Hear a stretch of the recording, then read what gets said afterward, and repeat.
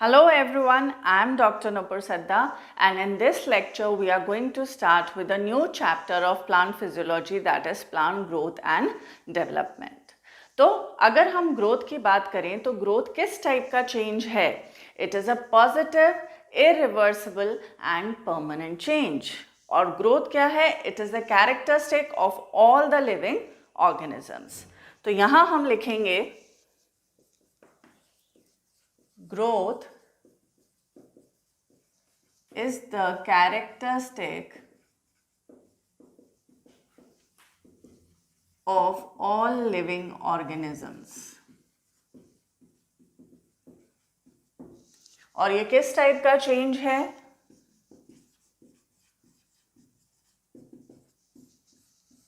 It is positive, irreversible. Irreversible means it cannot be reversed. अपन वापस से अब बचपन में नहीं जा सकते हैं. तो ये किस टाइप का चेंज है? Irreversible and permanent change.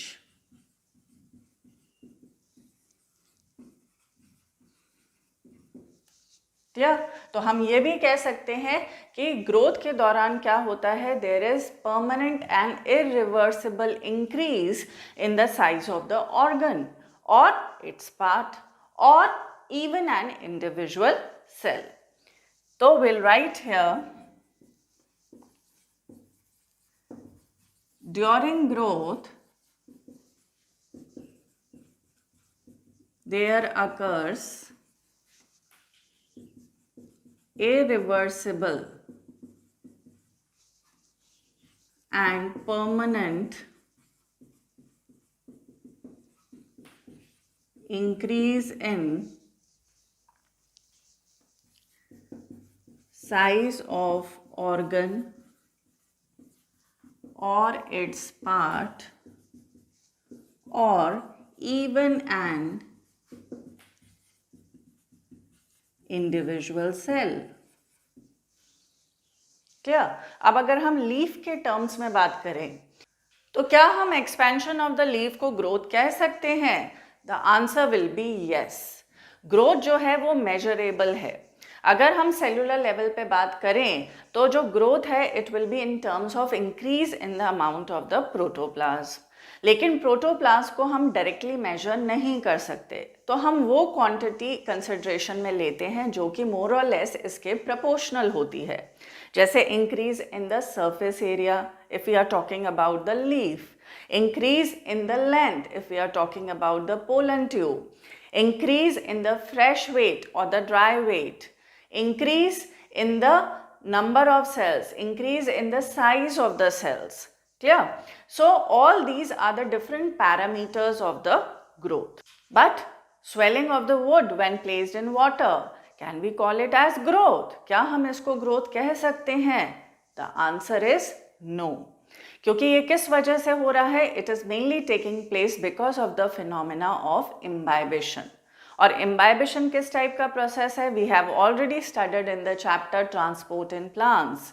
ये सरफेस फिनोमिना है जहाँ पर जो लिक्विड है it will be absorbed by the solid surface without forming the solution. और ये किस टाइप का प्रोसेस है? रिवर्सिबल प्रोसेस है. जबकि हमने ग्रोथ को क्या बोला है? Growth is positive, irreversible and permanent change. इसीलिए हम इसको ग्रोथ नहीं कह सकते. तो will write here expansion of the leaf can be defined as growth. But swelling of the wood when placed in water is not growth,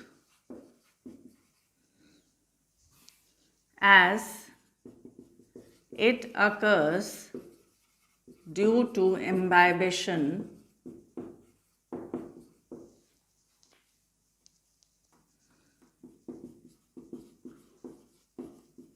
which is a surface phenomena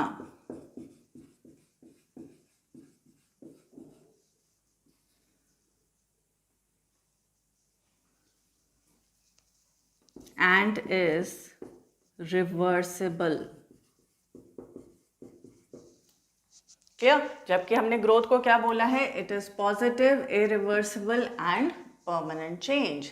and जो growth है it is accompanied by the metabolic processes, both catabolic and anabolic. Catabolic मतलब तोड़ने वाला, anabolic मतलब जोड़ने वाला, at the expense of the energy.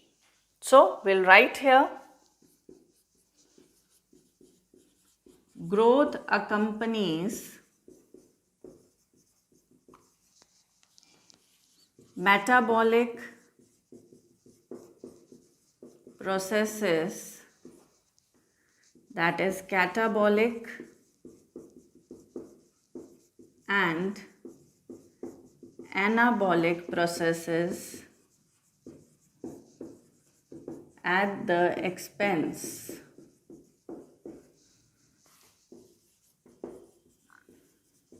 of energy. Clear? So what we have studied till here? We have studied that growth is the characteristic of all the living organisms. जितने भी living organisms हैं सभी के अंदर growth देखने को मिलती है. Growth किस टाइप का change है? It is positive, irreversible and permanent change. Then during growth there occurs irreversible and permanent increase in the size of the organ or its part or even an individual cell. तो इसके दौरान क्या देखने को मिलता है? There is increase in the size of the organ or its part or even an individual cell. और ये जो increase होता है ये कैसा होता है? Irreversible होता है और permanent होता है. Then expansion of the leaf can be defined as growth. जो लीफ है इसके अंदर जो ग्रोथ देखने को मिलेगी that will be in terms of expansion. So इसको हम ग्रोथ कह सकते हैं. But swelling of the wood when placed in water is not growth, क्योंकि swelling of the wood when placed in water is mainly because of imbibition. और imbibition किस type का process है? सरफेस फिनोमिना है, जहां पर लिक्विड जो है it will B absorbed by the solid surface without forming the solution. Moreover Imbibition is a reversible process. इसीलिए हम swelling of the wood when placed in water को growth नहीं कह सकते हैं, क्योंकि growth किस टाइप की process है? Growth is positive, irreversible and permanent change. Then we'll say that growth accompanies metabolic processes, both catabolic and anabolic processes at the expense of the energy.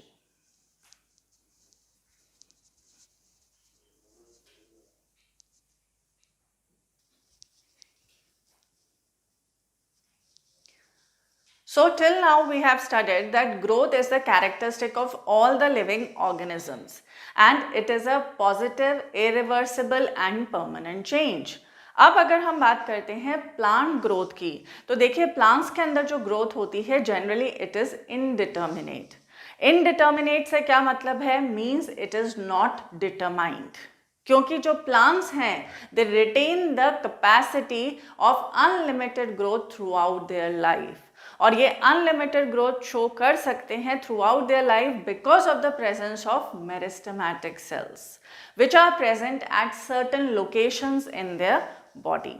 Now meristematic cells क्या हैं? They are the actively dividing sales, जो कि actively divide करते हैं और बनाते हैं नए सेल्स. क्लियर?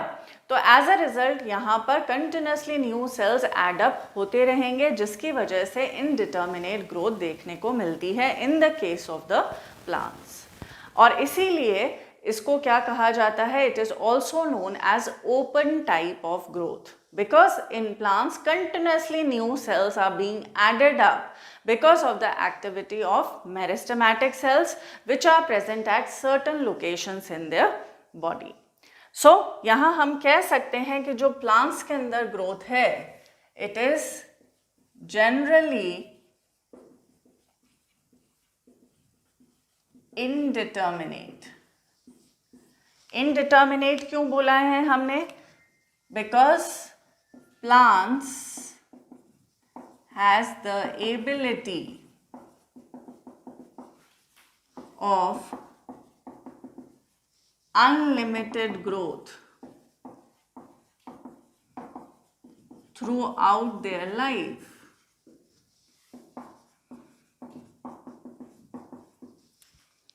क्या? और ये जो अनलिमिटेड ग्रोथ देखने को मिल रही है through out their life, it is because of the presence of meristematic sales.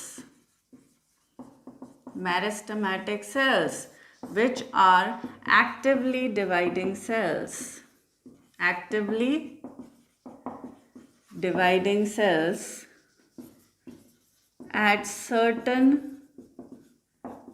locations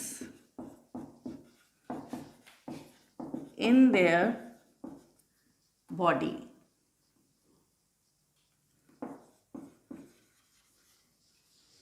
Clear? And it is because of the meristematic cells that continuously new cells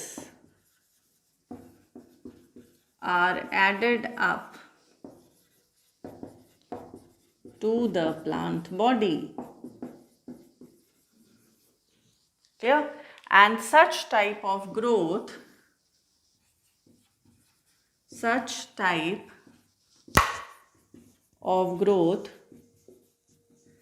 is known as open type. I hope it's clear. तो plant growth कैसी है? It is generally indeterminate. Indeterminate किस वजह से है? क्योंकि यहाँ पर मेरिस्टेमेटिक सेल्स हैं, इसीलिए it has the ability of unlimited growth throughout their life. क्योंकि मेरिस्टेमेटिक सेल्स क्या हैं? एक्टिवली डिवाइडिंग सेल्स है which continuously divide and adds up new cells to the plant body. ठीक है? और ये कहाँ पर लोकेटेड होते हैं? They are present at certain locations. Locations के हिसाब से अगर आपको याद हो तो मैंने बताया था there are 3 types of meristems. कौन से मेरिस्टेम्स होते हैं? There are present the apical meristems, then they were present the intercalary meristem and lateral meristem. This we have already studied in detail in our chapter Anatomy of Plants. अब apical meristem कहाँ पर located होंगे? They are present at the root and the shoot apex. Okay. Intercalary meristem कहाँ देखने को मिलेगा? As the name suggest it is present in between the 2 differentiated regions. Clear? और ये दोनों ही टाइप के मेरिस्टेम्स क्या हैं? They are the primary meristems. That is they will increase the length of the plant body.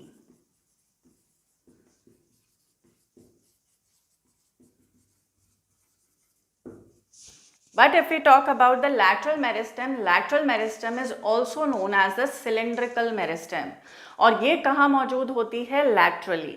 तो इसके अंदर कौन से टाइप के मेरिस्टेम्स इंक्लूडेड रहेंगे? Like that of vascular cambium, कॉक कैम्बियम, जो कि किसके अंदर देखने को मिलता है? Mainly in the case of the dicots and gymnosperms. And it help in increasing the girth of the plant, जिसे हम क्या कहते हैं? Secondary growth. तो ये तो हो गया प्राइमरी मेरिस्टेम और ये होगा secondary meristem, mainly secondary meristem. तो यहाँ पर हम कहेंगे it is present laterally and it is a secondary meristem that increases girth of the plant or you can say width of the plant. Clear?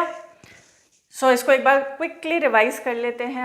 अपन बात कर रहे हैं यहाँ पर प्लांट ग्रोथ की. प्लांट ग्रोथ कैसी है? It is generally indeterminate. Indeterminate क्यों बोला है? Because the plant retains the capacity of unlimited growth throughout their life, and it is because of the presence of the meristematic cells. Meristematic cells क्या है? They are the actively dividing cells which are located at certain parts in the plant body. अब location के हिसाब से ये 3 type के होते हैं, that is the apical meristem, intercalary meristem and lateral meristem. इनकी क्या लोकेशंस है? Apical meristem are present at the root and the shoot apex. Intercalary meristem is present between the two differentiated regions, and they both are the primary meristem. That is, they will increase the length of the plant body. But if we talk about the lateral meristem, तो lateral meristem जो है, it is present laterally and it help in increasing the girth or the width of the plant. And ये generally secondary growth में help करता है lateral meristem, and it is found in the case of the dicots and the gymnosperms. जबकि apical और intercalary meristem जो है ये primary growth में हेल्प करता है of the plant, that is increasing the length of the plant. और इन्हीं मेरिस्टेमेटिक सेल्स की वजह से कंटिन्यूसली नए सेल्स जो हैं they are being added up to the plant body. और इस टाइप की ग्रोथ को हम क्या कहते हैं? We call it as open type of growth which is found in the case of the plants.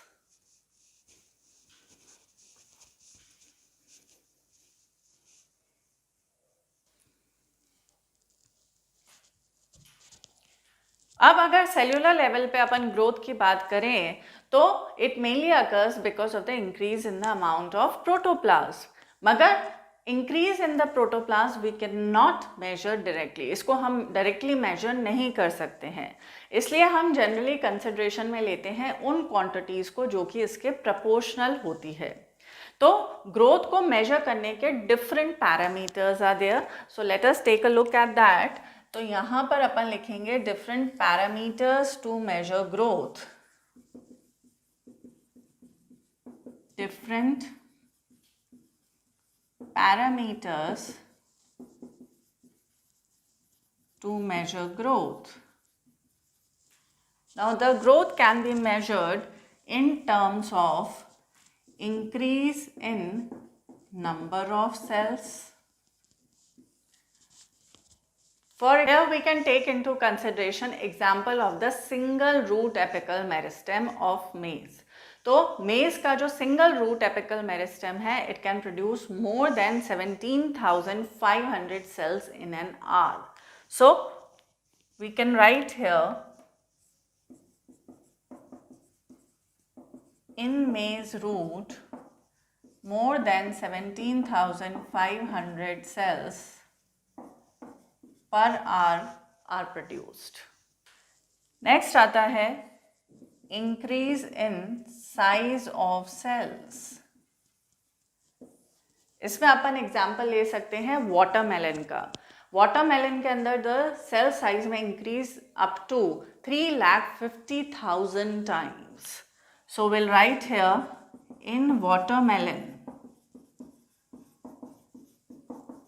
the cells may increase up to in size up to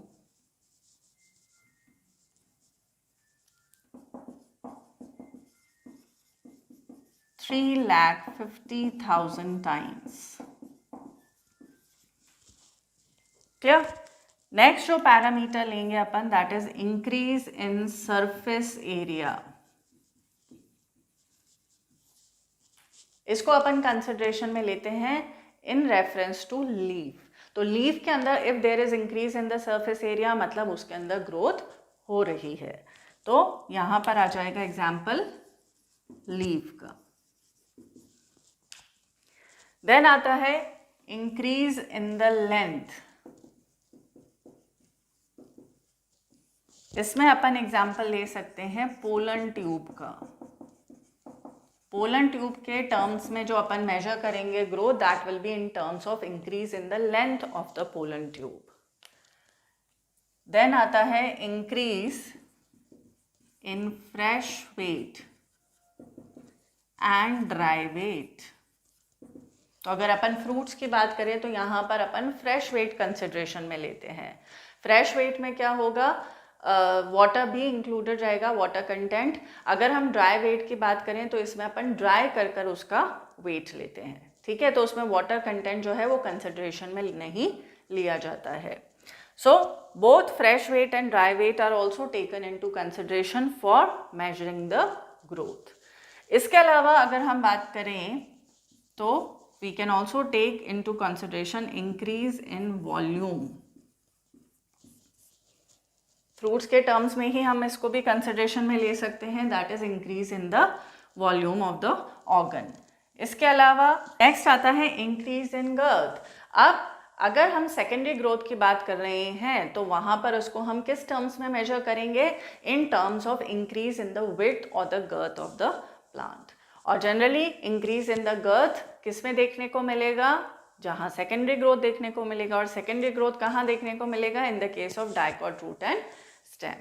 So these are the different parameters to measure the growth, जिसमें अपन consideration में लेते हैं increase in the number of cells, increase in the size of cells, increase in the surface area, increase in the length, increase in fresh weight and dry weight, and increase in the volume. And moreover, increase in the girth of the plant if the plant is showing the secondary growth. अच्छा, एक चीज़ आपको और ध्यान रखनी है कि जब हम फ्रेश वेट और ड्राई वेट का कंपैरिजन करते हैं तो ड्राई वेट जो होता है that is more accurate, because water content जो होता है फ्रेश वेट के केस में वो वेरी कर सकता है. So these are the different parameters in order to measure the growth.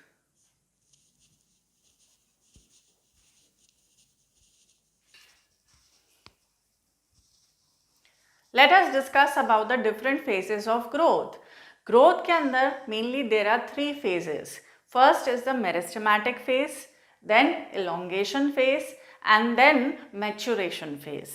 So we can classify the phases of growth into three. First is the meristematic phase. Second is the elongation phase. And third one is the maturation phase.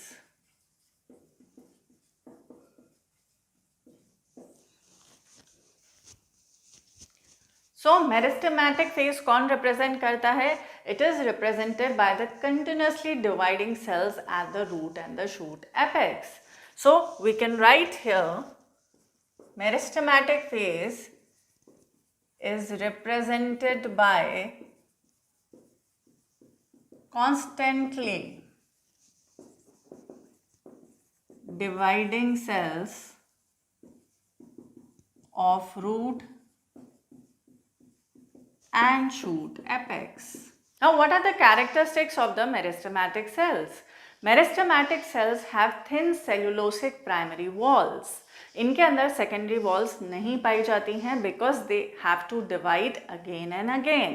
They are rapidly dividing और actively dividing sales.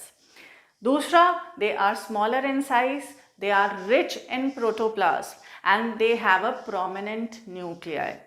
And they are also abundant in the plasmodesmatal connections. इनके अंदर abundant amount में क्या देखने को मिलेंगे? Plasmodesmatal connections. What are plasmodesmata? They are the living cytoplasmic connections between the two plant cells. So we can write here characteristics of meristematic cells.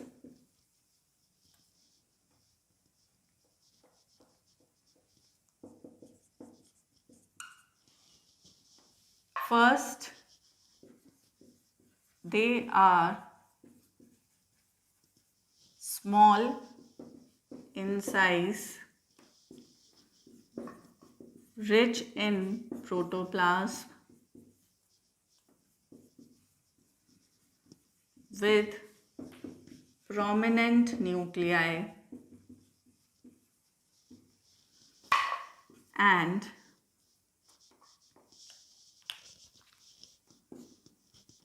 abundant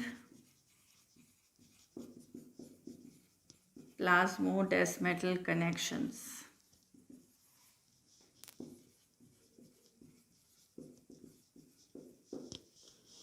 Clear? So they are small in size, rich in protoplasm with prominent nuclei, abundant plasmodesmatal connections, and they possess thin primary cellulosic cell wall. In them, secondary wall will be absent. Now we'll study about the elongation phase. Now the cells which are proximal to the meristematic phase represents the zone of elongation or the phase of elongation. So we'll write here the cells proximal to the meristematic phase represents phase of elongation.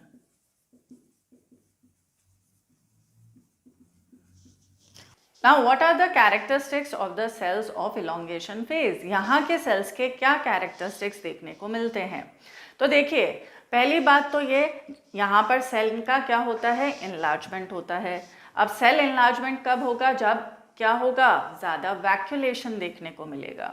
इसके अलावा यहाँ पर और क्या देखने को मिलता है, there is the deposition of the new cell wall material. तो यहाँ पर अपन लिखेंगे cells of this region are characterized by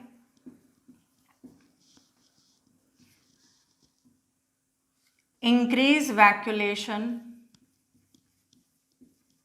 वैक्यूलेशन ज़्यादा देखने को मिलता है. इसके अलावा cell enlargement and new cell wall deposition.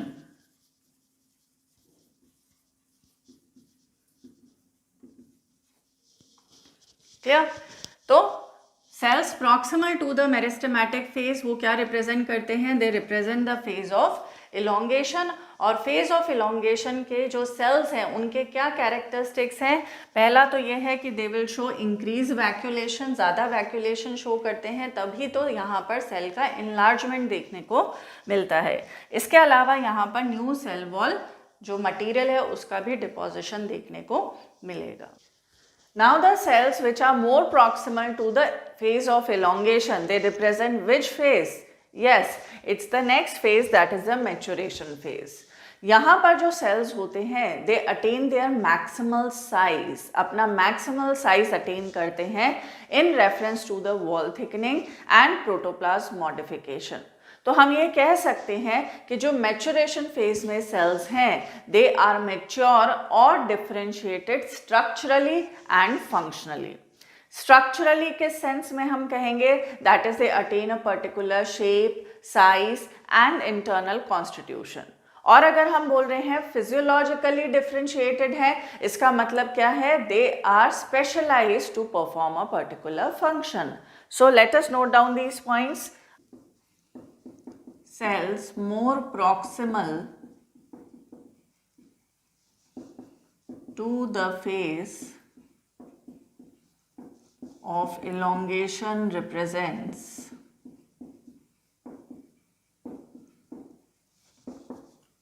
the maturation phase. और जैसा मैंने आपको बताया यहाँ पर सेल्स क्या होंगे, मैच्योर होंगे या डिफरेंशिएटेड होंगे. So the cells of this region attains maximal size in terms of wall thickening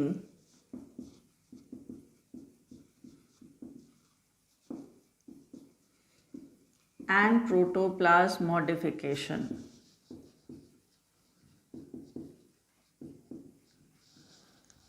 तो हम ये कह सकते हैं कि यहाँ पर क्या हो रहा है, इसका डिफरेंशिएशन हो रहा है. और ये डिफरेंशिएशन किस तरीके से होगा,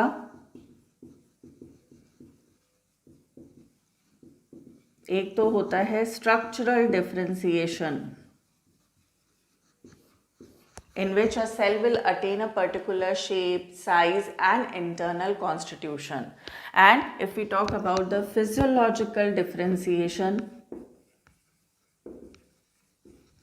in it the cell gets differentiated to perform a particular function. So these are the three phases of growth. First is the meristematic phase, second is the elongation phase and third is the maturation phase.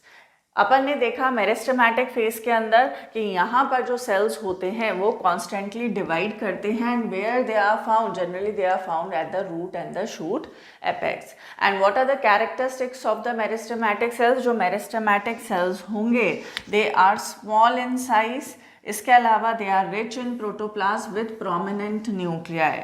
इनके अंदर abundant plasmodesmatal connections मिलते हैं. What are the plasmodesmatal connections? They are the living cytoplasmic connections between the two adjacent plant cells. And then they possess thin primary cellulosic wall. इनके अंदर secondary wall नहीं पाई जाती है because they have to divide at a very fast and rapid rate. Elongation phase की अगर हम बात करें तो proximal to the meristematic phase there is present the elongation phase. Now the cells of this region are characterized by increased vacuolation. यहाँ पर increased vacuolation देखने को मिलेगा and hence there occurs the cell enlargement. Cell enlarge होता है and there also occurs the deposition of the new cell wall material. If we talk about the maturation phase, तो cells which are proximal to the phase of elongation, they represent the maturation phase. यहाँ पर जो cells होते हैं, they attain their maximal size. किसके terms में हम बात कर रहे हैं? Wall thickening and protoplasm modification के टर्म्स में. और यहाँ डिफरेंशिएशन दो तरीके का होता है. एक होता है स्ट्रक्चरल डिफरेंशिएशन और एक होता है फिजियोलॉजिकल डिफरेंशिएशन. स्ट्रक्चरल, अगर हम बात कर रहे हैं स्ट्रक्चरल डिफरेंशिएशन की तो we can take an example of tracheids. Tracheid किसके कंपोनेंट हैं? They are the component of the xylem. Now tracheid के अगर हम स्ट्रक्चर की बात करें या इंटरनल कॉन्स्टिट्यूशन की बात करें तो ये किस टाइप के सेल्स हैं? इलोंगेटेड सेल्स हैं विद थिक लिग्निफाइड वॉल्स. इनके अंदर थिक लिग्निफाइड वॉल्स मिलती हैं, लिग्निफिकेशन देखने को मिलता है. And they have tapering ends. और हम ये भी कहेंगे कि ये क्या हैं? डेड हैं because of the loss of protoplasm, because they are without protoplasm. इनके अंदर प्रोटोप्लाज्म नहीं पाया जाता है. तो ये तो क्या हो गया इसका स्ट्रक्चरल डिफरेंशिएशन. लेकिन अगर हम बात करें फिजियोलॉजिकल डिफरेंशिएशन की तो इसके अंदर हम कह सकते हैं कि it is specialised to perform a particular function. और क्या फंक्शन परफॉर्म करता है tracheid? It help in the conduction of water. So differentiation को हम दो में कैटेगराइज कर सकते हैं. एक है स्ट्रक्चरल डिफरेंशिएशन और एक है physiological differentiation. So that was all about the phases of growth.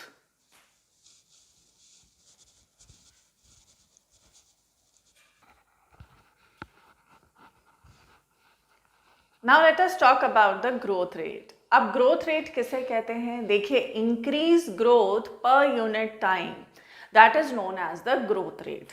तो यहां हम लिखेंगे increase in growth per unit time, that is referred to as the growth rate. अब ग्रोथ रेट जो है ये दो तरीके की हो सकती है. एक होती है arithmetic growth rate and the other one is the geometric growth rate. Now growth rate जैसा मैंने आपको बताया, it refers to the increase in growth per unit time. अब ग्रोथ रेट दो तरीके की हो सकती है. एक होती है arithmetic growth rate which occurs at a constant rate and the other one is the geometric growth rate. Clear? Now इसको एक एक कर अपन डिटेल में देखेंगे. अरिथमेटिक ग्रोथ रेट की जब हम बात करते हैं तो अरिथमेटिक ग्रोथ रेट में सपोज ये सेल्स हैं, दीज आर द सेल्स. अब इसमें से केवल एक ही सेल जो है it has the ability to divide further, whereas the other cell it has been matured और डिफरेंशिएटेड. जब सेल मैच्योर हो जाता है या डिफरेंशिएटेड हो जाता है तो it will not divide further, it has lost the power of division. क्या? तो यहां पर मैं अलग से बना देती हूं. अगर सेल क्या है? शेडेड है, तो इसका मतलब क्या है? It is the dividing cell. It refers to the dividing cell, and अगर सेल क्या है, नॉन शेडेड है, then it refers to the non dividing cells which is not dividing further. क्या? तो यहाँ अगर हम देखें तो एक सेल डिवाइडिंग है और एक सेल नॉन डिवाइडिंग है। अब एज अ रिजल्ट इस सेल के डिवीजन से, because it will show the mitotic division, तो इससे 2 डॉटर सेल्स बनेंगे। तो यहाँ हम ड्रॉ कर लेते हैं 2 daughter cells, 2 daughter cells are produced, और ये सेल एज सच आ जाएगा क्योंकि इसमें तो कोई डिवीजन होगा ही नहीं, तो ये तो एज सच आ गया, और इससे बने 2 cells. These are the 2 daughter cells which are form by mitotic division of this dividing cell. अब ये जो 2 डॉटर सेल्स बने हैं, इसमें से भी एक ही सेल जो है it has the ability to divide, whereas the other daughter cell it will mature or differentiate, यानी it has also lost the power of division। तो अब नेक्स्ट केस में क्या होगा कि ये जो डिवाइडिंग सेल है इसके अंदर वापस से डिवीजन होता है, तो एज अ रिजल्ट अगेन क्या बनते हैं, 2 डॉटर सेल्स बनेंगे, और ये 2 सेल्स जो हैं ये एज सच आ जाएंगे, सो ये एज सच आ जाएंगे। क्लियर? अब इसमें से भी अगेन 2 डॉटर सेल्स में से only one has the ability to divide while the other daughter cell gets mature. तो यहाँ हम कह सकते हैं कि जो डिवीजन हो रहा है वो किस सीक्वेंस में हो रहा है, हम कहेंगे 2, 3, 4, 5 and so on, and such type of growth rate is known as the arithmetic growth rate. Here the growth occurs at a constant rate. Clear? अब यहाँ पर अपन इसको लिख लेते हैं, यहाँ हम लिखेंगे out of the 2 daughter cells formed, only one cell, one daughter cell has the ability to divide while the other daughter cell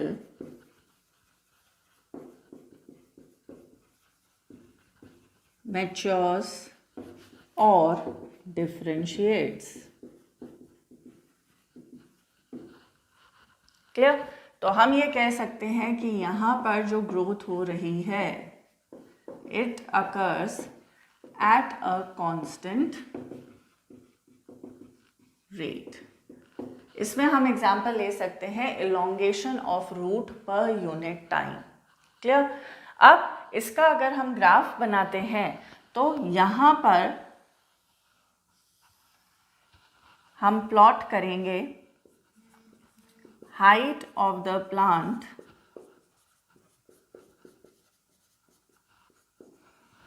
with respect to time, तो we'll get a straight line। Clear? और यहाँ जो equation बनती है that is LT is equal to L0 plus RT। यहाँ पर LT क्या show कर रहा है, LT is the length at time T, L0 is length of the organ at time 0, or we can say initial time or the starting time। R refers to the growth rate, यहाँ हम इसको कह सकते हैं elongation per unit time, elongation per unit time, and teeth of course time of growth। Clear?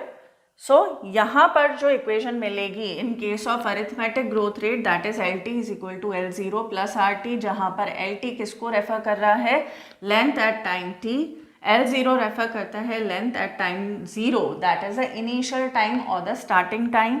R refers to the growth rate, यहाँ पर हम ले रहे हैं इलोंगेशन पर यूनिट टाइम, क्योंकि यहाँ पर हमने जो एग्जाम्पल लिया है that is the elongation of the root. और इसका अगर हम ग्राफ प्लॉट करें of height of the plant with time, तो हम ये देखेंगे कि यहाँ पर हमको क्या मिलता है, स्ट्रेट लाइन देखने को मिलेगी। अब हम बात करते हैं ज्योमेट्रिक ग्रोथ रेट की। जब हम ज्योमेट्रिक ग्रोथ रेट की बात कर रहे हैं तो यहाँ आप देख सकते हैं इस टाइप से सेल्स हैं, clear, and here both the cells are capable of division. यहाँ मैंने आपको पहले भी बताया था कि जो शेडेड सेल्स हैं वो किसको रेफर कर रहे हैं, डिवाइडिंग सेल को, और नॉन शेडेड सेल्स जो हैं वो किसको रेफर करेंगे, नॉन डिवाइडिंग सेल्स को। तो यहाँ हम देखें तो both the cells are capable of division, both the cells will show the mitotic division. तो एज ए रिजल्ट इस सेल से भाई क्या प्रोड्यूस होंगे, 2 डॉटर सेल्स, और इससे भी क्या प्रोड्यूस होंगे, 2 डॉटर सेल्स, क्लियर। तो as a result 4 daughter cells will be produce, 2 from each cell. Now all these cells are capable of division. यहाँ पर जो भी डॉटर सेल बना है हर एक सेल केपेबल है ऑफ डिवाइडिंग।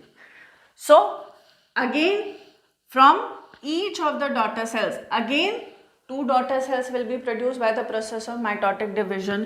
तो 4 daughter cells हैं तो 4 के 4 में ही क्या देखने को मिलेगा, माइटोटिक डिविजन। तो एज अ रिजल्ट कितने डॉटर सेल्स बनेंगे, 8, 1 से 2 तो 4 से 8, तो यहाँ पर बन जाएंगे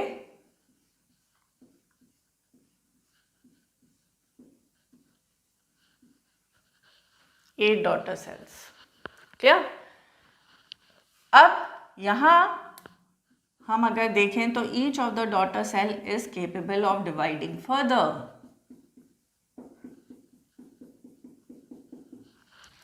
तो यहाँ पर किस टाइप की ग्रोथ रेट है, ज्योमेट्रिक ग्रोथ रेट, और क्या पैटर्न रहेगा, 2, 4, 8, 16, 32 एंड सो ऑन, क्लियर। अब यहाँ हम लिख सकते हैं both the daughter cells formed as a result of mitotic division, या mitotic division की बात हो रही है, are capable of dividing further।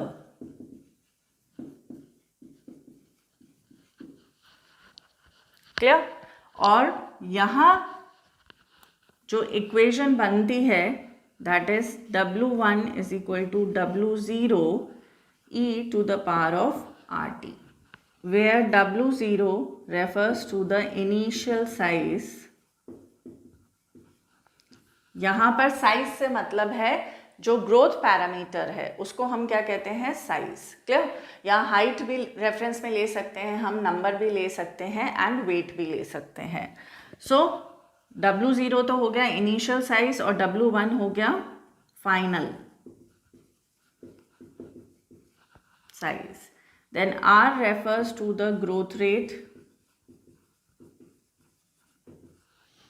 ये रिलेटिव ग्रोथ रेट है, यानी कि W1 जो लेंगे हम we will take it in reference to W0, ठीक है। यानी फाइनल साइज जो लेंगे वो हम किसके रेफरेंस में लेंगे, in reference to the initial parameter of growth. Then R या ग्रोथ रेट को हम यहाँ पर एफिशिएंसी इंडेक्स भी कह देते हैं। What do you mean by efficiency index? It is the ability of the plant to add up new material. That is known as the efficiency index. Then T is the growth time and E is base of logarithm.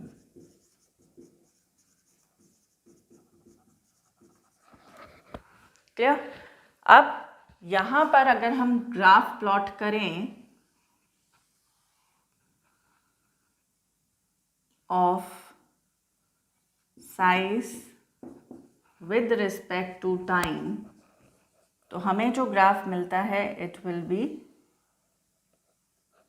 sigmoid curve और S shaped curve।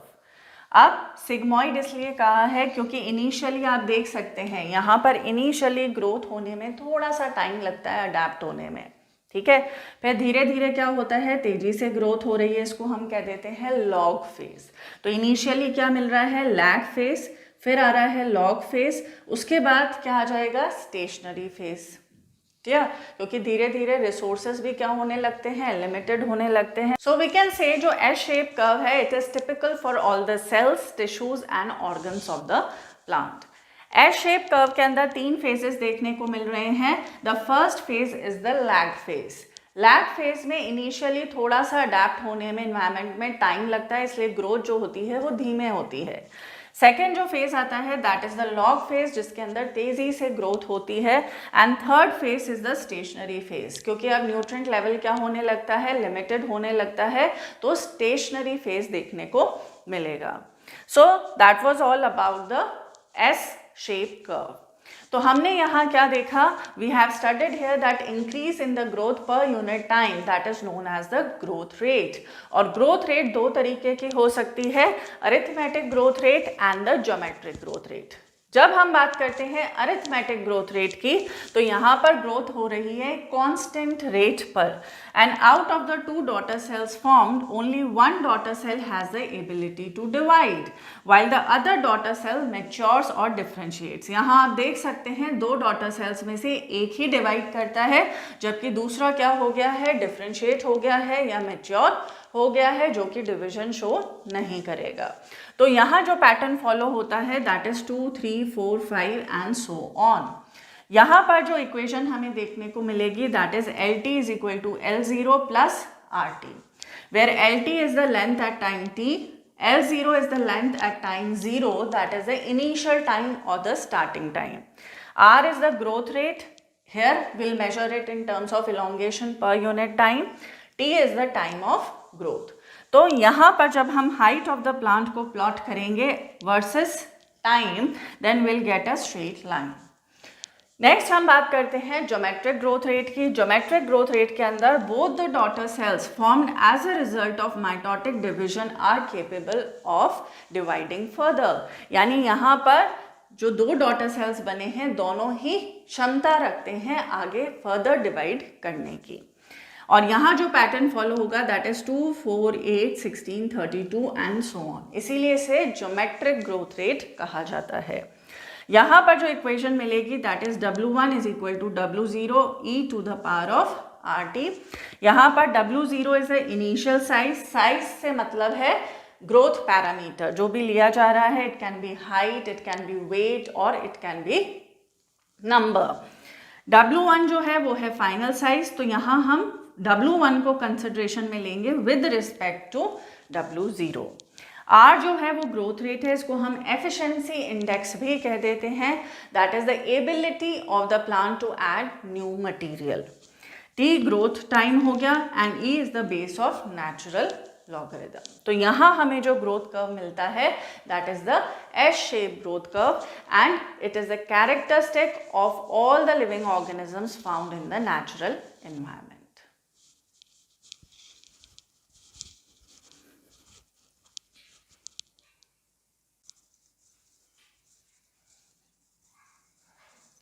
In continuation with the topic, अब हम बात करते हैं quantitative comparison की between the growth of living system. अगर 2 living system के बीच में आपको ग्रोथ को कंपेयर करना है तो आप 2 तरीके से कंपैरिजन कर सकते हैं। पहला कंपैरिजन होता है इन terms of absolute growth rate और दूसरा कंपैरिजन होता है इन terms of the relative growth rate. तो यहाँ पर हम 2 चीज़ों को कंसिडरेशन में लेंगे। First is the absolute growth rate and the second one is the relative growth rate.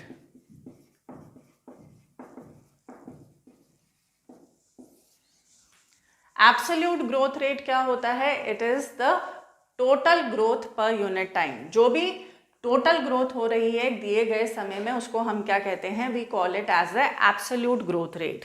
तो यहाँ हम लिखेंगे it refers to the total growth per unit time That is the absolute growth rate.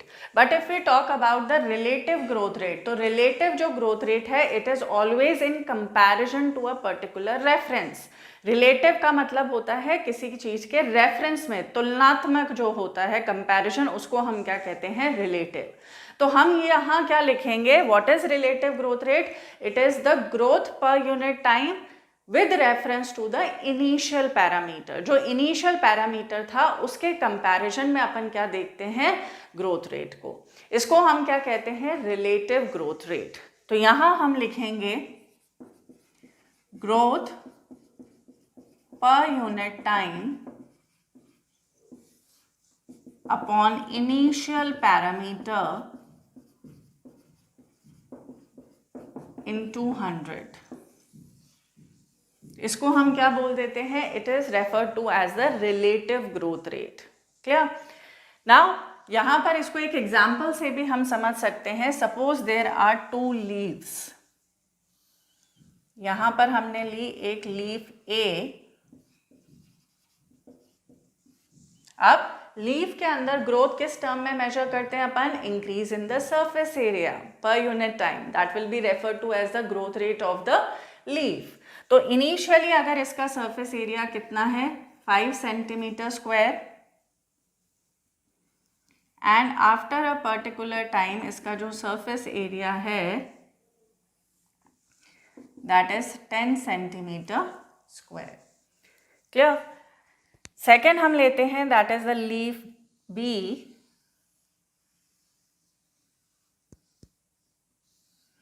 इसका initial जो surface area होगा that is 50 centimetre square, and after a particular time there is increase in the surface area from 50 centimetre square to 55 centimetre square. This is leaf B and this is leaf A. Clear. अब इन दोनों में अपने को growth major करनी है इन terms of absolute growth rate and relative growth rate. तो सबसे पहले हम बात करते हैं एब्सोल्यूट ग्रोथ रेट की.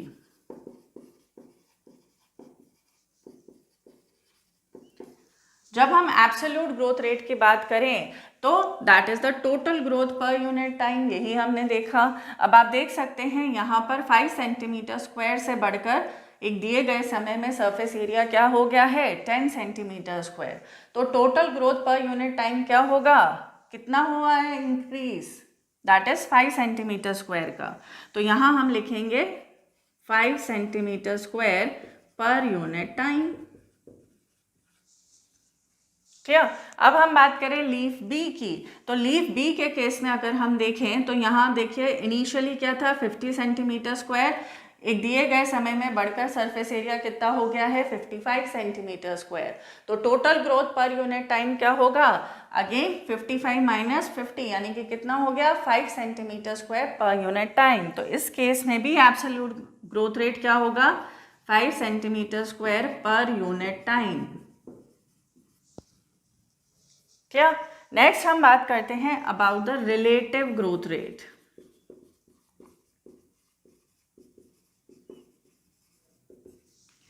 रिलेटिव ग्रोथ रेट की अगर हम बात करें लीफ ए के केस में तो आप देखिए यहाँ पर ग्रोथ पर यूनिट टाइम कितना हो रहा है, that is 5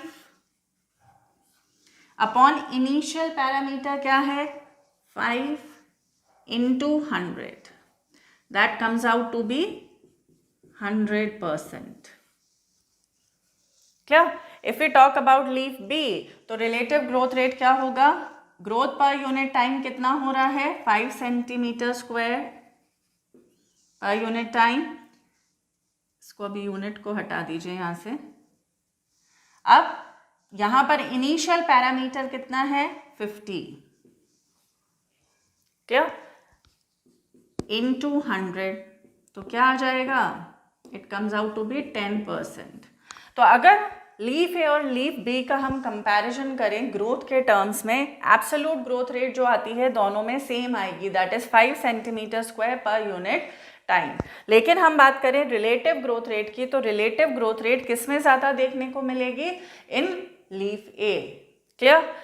as here it is 100%, जबकि अगर हम बात करें लीफ बी की तो यहाँ पर 10% ही रिलेटिव ग्रोथ देखने को मिल रही है, क्योंकि यहाँ पर हम किसके कंपैरिजन में ले रहे हैं growth per unit time in comparison to that of the initial parameter. So that was all about the quantitative comparison between the growth of living system.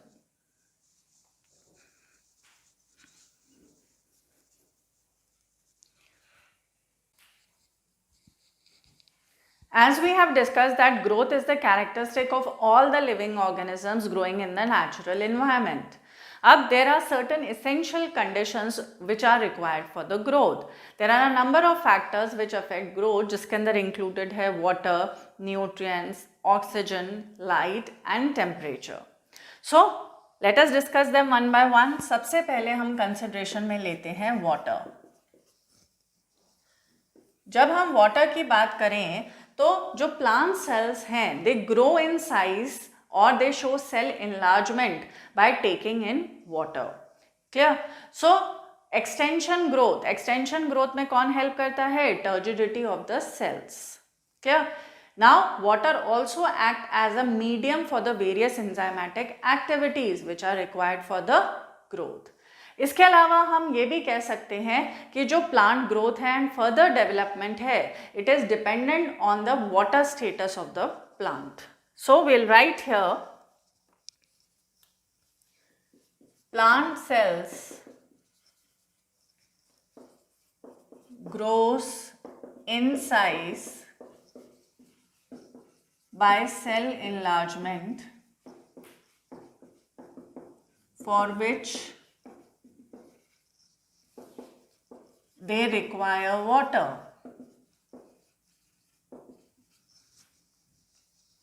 इसी में नेक्स्ट पॉइंट आएगा टर्जिडिटी. टर्जिडिटी किसकी वजह से आती है? Because of the taking in of the water by the cells, then the cell will become turgid. और turgidity किस में हेल्प करती है? It helps in the extension growth. So turgidity helps in the extension growth. Then water acts as medium for various enzymatic activities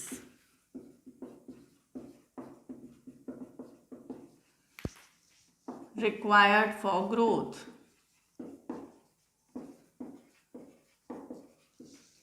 So we can say that plant growth and further development depends on the water status of the plant, कि कितना water available है plant के लिए.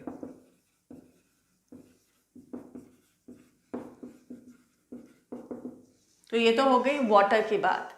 Next जो हम point पढ़ेंगे that is oxygen.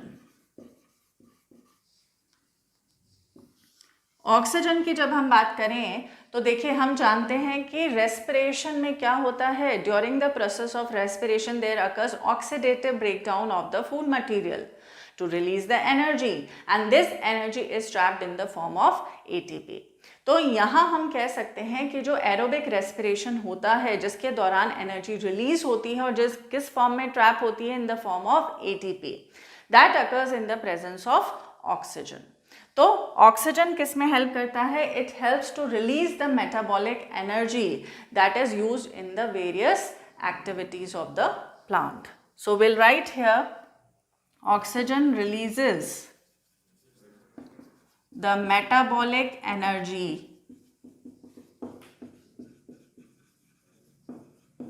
which is utilized by plants in various activities. Now after oxygen जो अपन next factor consideration में लेंगे that is the nutrients.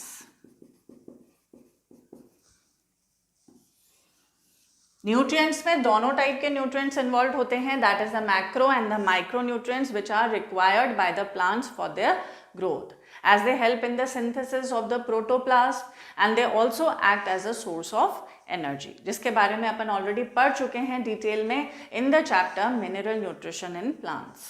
So will write here macro and micronutrients are required by the plants for their proper growth, as they help in synthesis of protoplasm and acts as source of energy. Clear? इसमें example अपन ले सकते हैं phosphorus का. Phosphorus is an important component of the energy currency of the cell, that is the ATP, adenosine triphosphate. Clear? Next जो आता है after nutrient, that is the temperature.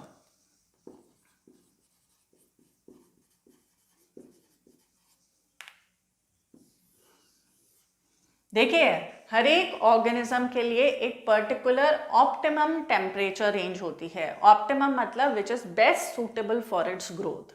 तो वो ऑप्टिमम टेम्परेचर रेंज के अंदर ही प्लांट की growth जो है वो अच्छे से देखने को मिलेगी. इससे कुछ भी डेविएशन होगा, कम ज़्यादा होगा, तो वो क्या हो सकता है, वो उस ऑर्गेनिज्म के लिए हानिकारक हो सकता है या डेट्रीमेंटल हो सकता है. तो हम यहाँ लिखेंगे every plant organism has an optimum temperature range at which it shows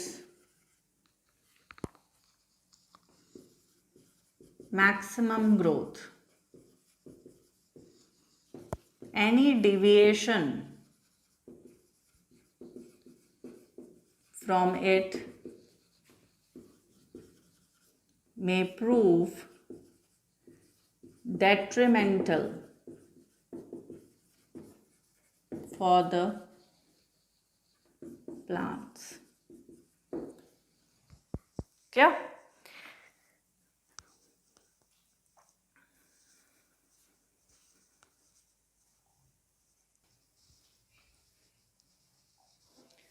In continuation with the conditions of the growth, the next condition that we'll study is the environment signals.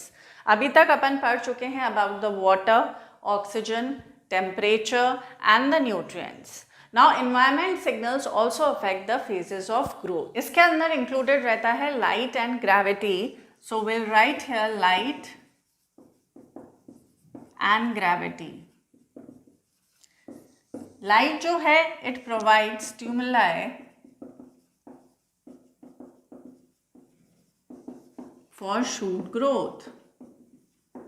Shoot की जो growth होती है takes place towards light and it is known as positive phototropism. क्या? Gravity जो है it provides stimuli for root growth, that is the root will grow towards gravity, that is downwards. Clear? तो यहाँ हम लिख सकते हैं it shows positive geotropism. Clear? So these were all the conditions that are required for the growth. It includes the water, oxygen, temperature. Then nutrients are there. It includes both the macro and the micronutrients, and the environmental signals that includes the light and gravity.